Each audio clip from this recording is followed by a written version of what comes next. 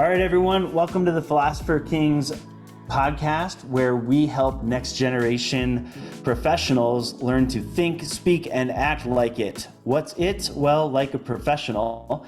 And I'm here with an old friend and a professional counselor in mental health named Joe Martino. Hi, Joe. Hey, Mark, how are you?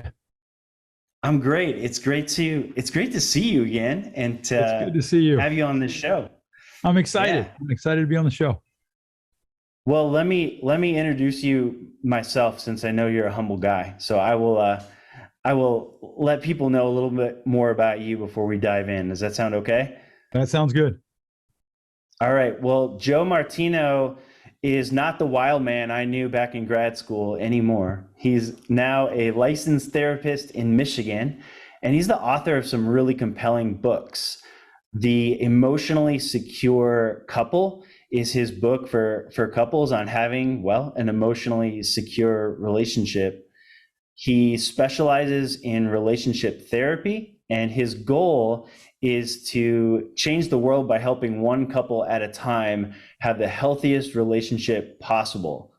And Joe offers one-on-one counseling in his office, couples counseling, and business coaching. And he's also a public speaker. He and his wife co-founded the Joe Martino Counseling Network, and they've been married for 24 years and have 4 children. And I bet it went by really fast. It is flown. Absolutely flown. For sure. Well, they live on a small hobby farm together with their dog and 2 cats.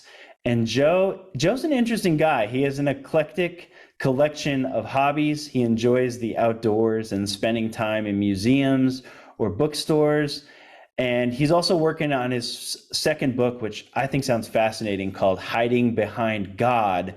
What happens when we hide in good things, and how can we bring love to the whole world? And that's due out in spring of 2024. You think you'll make it? Yeah, I think we'll make it. We're currently in the first stage of edits, and usually how quickly that goes is a good litmus test for how quickly we'll be able to turn it around. And I think we'll make it. I think we'll make it. Okay, good. Well, and then lastly, Joe has a podcast. You can tune into the Joe Martino Show, and you can learn all sorts of mental health, emotional health, and relational health tips for being a better professional and honestly a better person. It can be found at your favorite podcast store or wherever you get your podcasts. You can also connect with him on his website at www.joemartino.com, or on Twitter. His handle is @JoeMartino. All right. Anything to add to all that? I know I did my homework. Yeah, no, I appreciate it. No, anybody wants to connect, that's a good place to do it. I do ask for a little bit of grace when they get to my website. It's been around for a while and is due for a refresh that we're working on. That happens. It does. Things get out of date so fast. And as I'm finding, I turned 41 in like 4 days, and I get out of date fast too. So happy birthday. Thanks. Well, I just wanted to ask Joe a few questions to help you go farther, faster as a next gen professional. And the first is, I just want his perspective on the good and the bad of Gen Z and young millennial professionals that are hitting the job market. Lots of people have lots of opinions about how your generation is doing well and how your generation could use some help. And as always, I'm a huge advocate for Gen Z. I was a youth pastor for 15 years, and I actually really, really believe this is a remarkable generation with lots of good and merit and beautiful challenges ahead of them. But on the other hand, every generation lacks some things and has to learn some things as it enters the workforce and the career field. So I want to start by just asking Joe what he sees. Joe, are there any trends in young professionals which you see as good or remarkable that you're excited about? There absolutely are. I think there are some things that are happening with this generation. For one, I have a daughter in this generation, right? I have a daughter that's a junior in college who's a business major. Sure. And one of the things that I'm noticing is how relational they are at work. Even today, we just hired a new therapist, and today's the first time I've met him. We have multiple offices, so I don't always meet the new hires. And he walks in my office at that office, has a lot of family pictures, and he looks around. I'm like, I'm here a lot. So I don't remind myself why.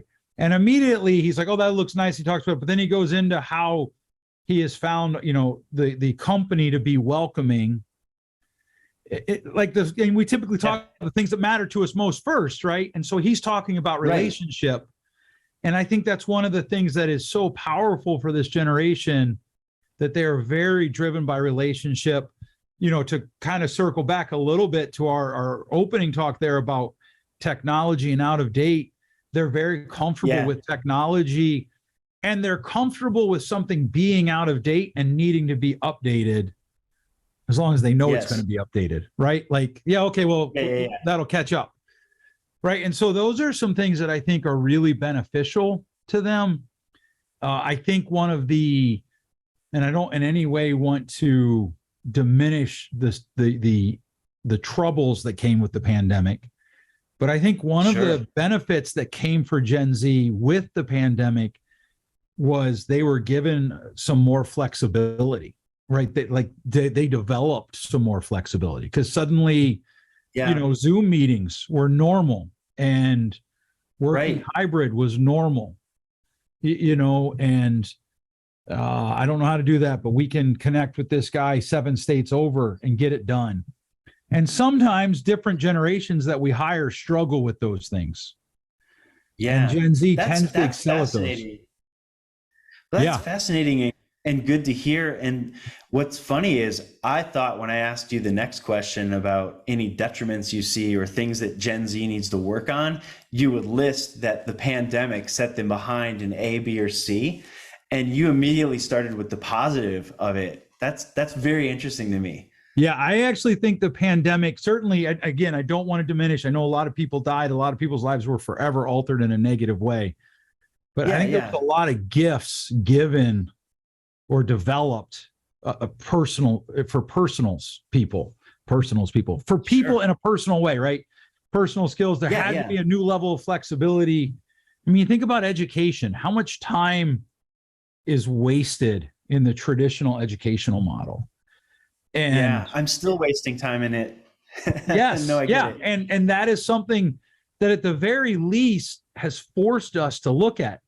I kind of hate, as a business owner, and probably because I'm a little old and contrary, I sort of hate the pandemic proved we can do this thing, whatever this thing is, because I feel like the pandemic proved that we can do it, but it didn't prove that we should do it, whatever it is. However, knowing that it can be done is a real gift, because now we've just increased our options on how to get something done. And as you know, in an ever-changing world, trying to get something done, there's always challenges. And so the more options you have, the better.